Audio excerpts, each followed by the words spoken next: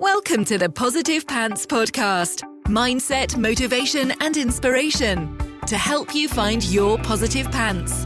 Let go of negative thinking and stop living for the weekend. With your host, Fran Excel.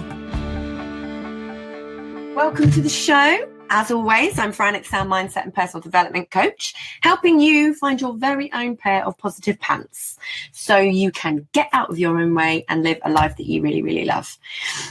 So as always, it's going to be really, really practical, actionable tips that you can implement straight away. So journals at the ready. Today, we are going to be talking about how to get yourself out of a bad mood. When you find yourself in one of those funks and you just cannot, for the life of yourself, get out of it.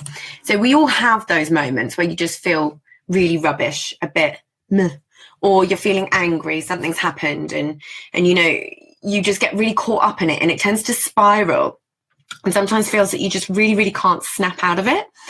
And then your day ends up being an absolute total write-off. Have you had those days? Yeah? So if you're anything like me, you'll end up going home comfort eating because, you know, you deserve it, right? Today's been really, really tough.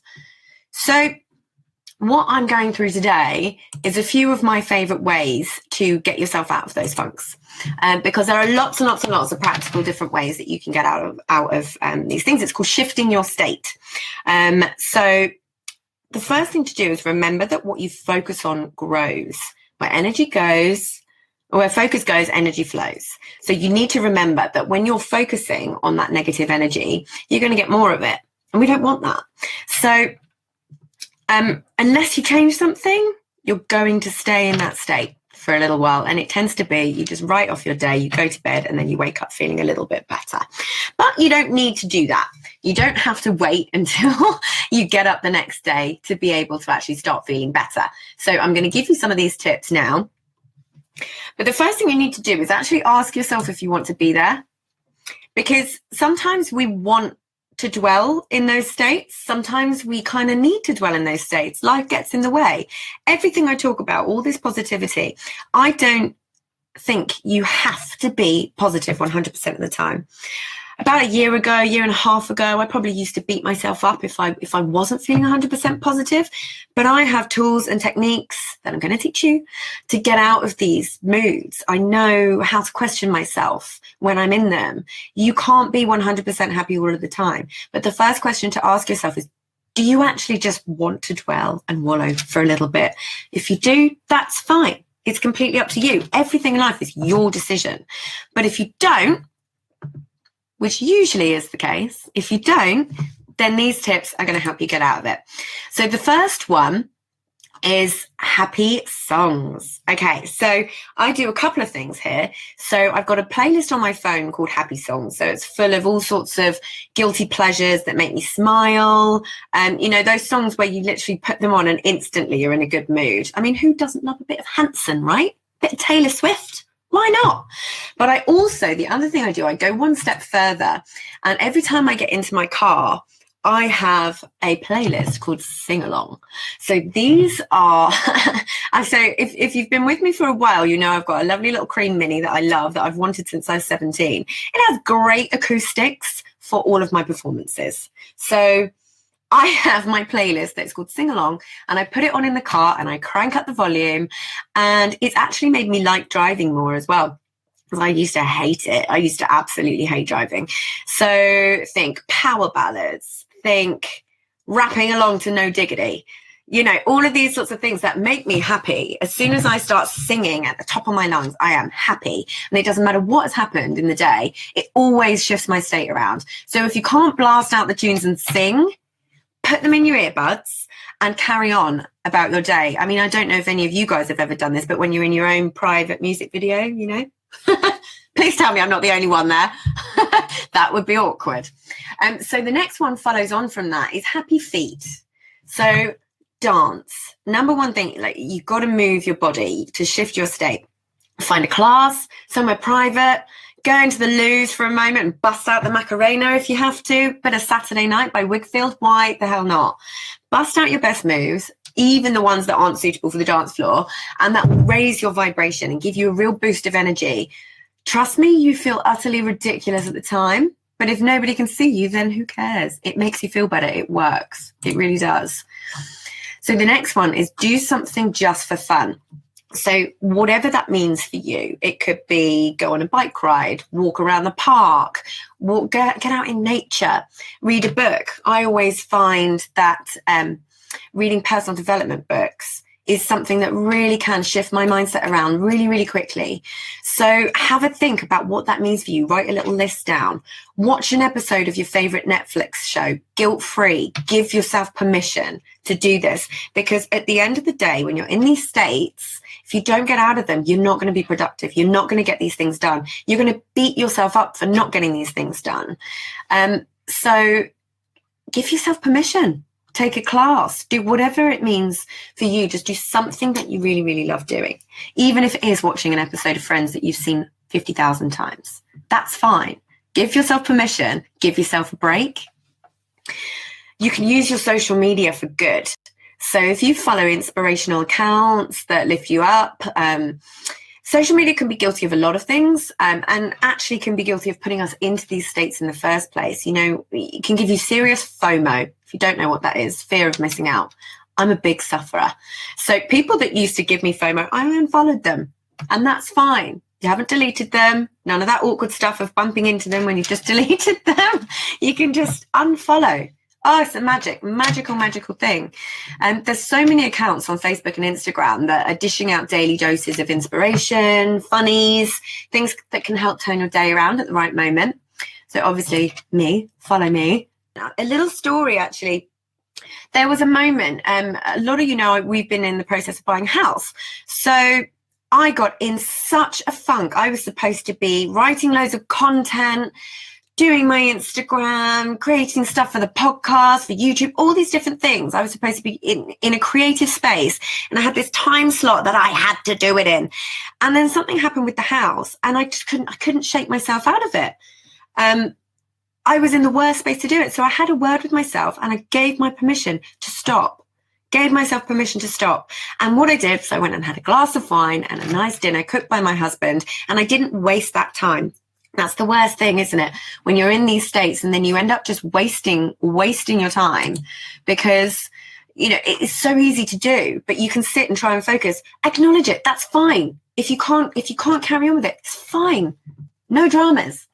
But just be honest with yourself. So the next one, surround yourself with the right people. So this is a real big one, because if you're in a funk, there's certain people who can make it worse. They can drag you in further, or you can actually be in quite a good mood, and then you see these people, the emotional bloodsuckers, emotional vampires, and they just bring you right down. Identify those people and steer clear as much as you can. But on the flip side, there are also certain people in your life that just pull you straight back out again. So who are they? Message those people, call them, go see them, send them something, just ask them to send you a joke, whatever it may be. Even if you don't have those people in your life, find them online, come into my group, all of these different things. There are people out there who can shift your state straight away, who can say something just at the right time that will make you get out of your funk. There's all sorts of communities and things like that. So the next one I've mentioned already with the dancing. See, dancing I like to combine with the singing, but just move. A huge thing with your state. So when you're down or when you are depressed, what's your state like? What's your posture like? You're kind of like hunched over, your head's down, you get quiet, you know. You don't look like you've got get up and go, but actually if you just be aware of your posture and shift your posture. So if you've heard of the warrior pose, it's a yoga pose, hands on hips, very, you know, solid, but it works because it shifts your state. It wakes up different areas of your brain. It releases different neurotransmitters, different hormones, all these sorts of things that will help shift your state. Another thing I've spoken about before is in a similar vein, but smile. Even if you have nothing to smile about, just the process of activating those muscles sends the signal to your brain that you're happy or that you're in a good mood or whatever it may be. So you may feel ridiculous, but that's fine. That's fine if this stuff works and makes you have a more productive day. It's brilliant. So the next one is, wait for it, meditate. I know. You're still not 100% convinced that meditation isn't woo-woo mumbo jumbo, but I promise you, every single high performer meditates. I'll do a whole other session on meditation, so keep an eye out for that one. But for now, download a simple app like Calm, which has lots of free meditations, or Omvana, and find a quiet spot for a few minutes. You literally just need a few minutes and see how you feel. There are specific ones that can help you shift your state. There are all sorts of things. Now, a little bit of the science, it literally increases the section in between your left and right hemispheres called the corpus callosum. And when that increases, it opens up your thinking and your problem solving. So your creative side and your analytical side, it joins them together better. So you start to think better. So that's a teeny tiny bit of the science behind meditation. I will promise I will give you more, because I used to be you as well. I used to be like, why would I do that? But it is incredible. So meditate. Another one, I love, practice gratitude. When you're having one of those moments, and all you can think about is, I feel rubbish, I feel like, my day's ruined, all of that sort of stuff. If you can just stop in that moment and think of between 3 and 10 things that you're grateful for, no matter what they are, it can often really start to shift that mindset around really, really quickly. So have a think about that. It can be, look around you. What are you grateful for that's around you? Is the sun shining? Is the weather nice?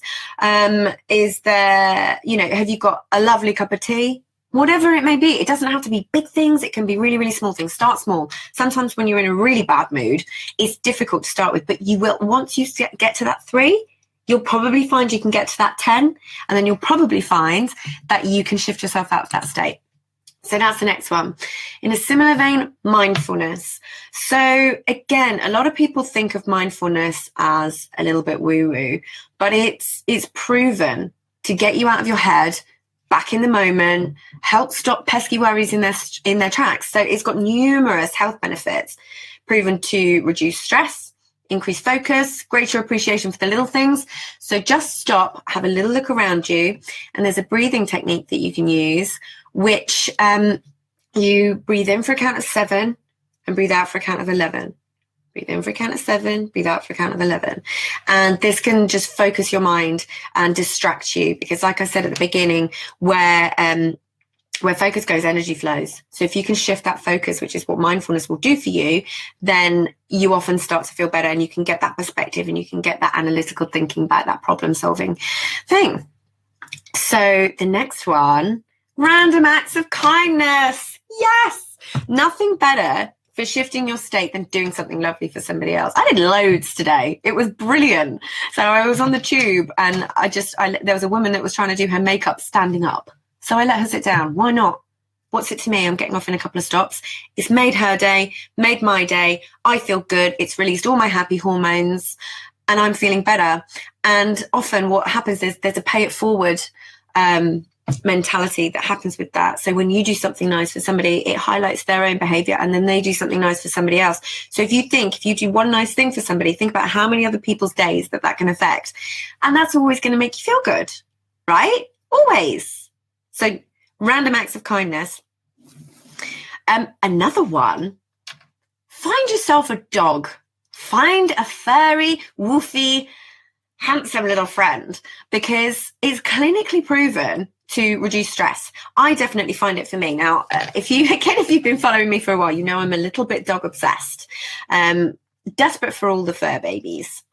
We've got the stepchildren at the moment in Daisy and Poppy. But what you can do is when you come home to a dog, if you have one, when you come home to a dog, do you notice that mood shift straight away? So it just washes the day off when you get greeted by a waggy tail and a wet nose, desperate to come and see you because you're the best thing in the world. It's the same thing, it doesn't matter if you're in a park, just watch the dogs. That makes me happy. Just being near them in the vicinity of happy little Puglingtons and things like that just makes me happy. But it's clinically proven by science that stroking dogs reduces stress and overwhelm. So go find a 4-legged friend. Off you go. Next one is journal. I love a journal. always be on the lookout for when you can start thinking of the things that you're going to put. If you follow my style of journaling, always be on the lookout for when you can be adding things in. So your random acts of kindness, your gratitude, the great things that happen today. Think of those things and write them in your journal. Sometimes you can just write them in your phone before you get home at the end of the day. You don't have to wait until the end of the day to write them. And often that can spur your thinking back to the positive. Now, the next one is go hug someone. When you hug someone, it releases a hormone called oxytocin, which is the love hormone. So it genuinely releases things into your body that make you feel better. So when I was saying, like, go find that person that makes you feel good, go find that person that makes you happy, is there anyone around you can hug? Pay it forward. Why not? And then obviously shake it off. Like I said, state is the number one thing. So your body, your physiology, is the number one thing that can help you shift your focus around and change your state very quickly. So notice when you're feeling bad, notice if your posture's like this, notice when you feel like you're hunching, like you're tense. Notice, do a full body scan, notice where you're feeling that tension and try and get rid of it. And then the last thing is the good old-fashioned reframe. If you missed episode 3 of how to reframe, what is reframing and how to do it, go do it. So if you're in this bad mood because something has directly happened to you, then go have a look at this video because it can start shifting everything around, or go have a listen. It will really start to change your day. So all of these things, super, super practical, super quick as always. I like to get straight to the point and get to the good stuff. Cut the fluff, get to the good stuff. So I really hope that was beneficial, and let me know that these things are working for you because they are so practical. They are tried and tested. A lot of them are science-based. They work. So trust me and give them a go. And then I will see you next week. Bye for now.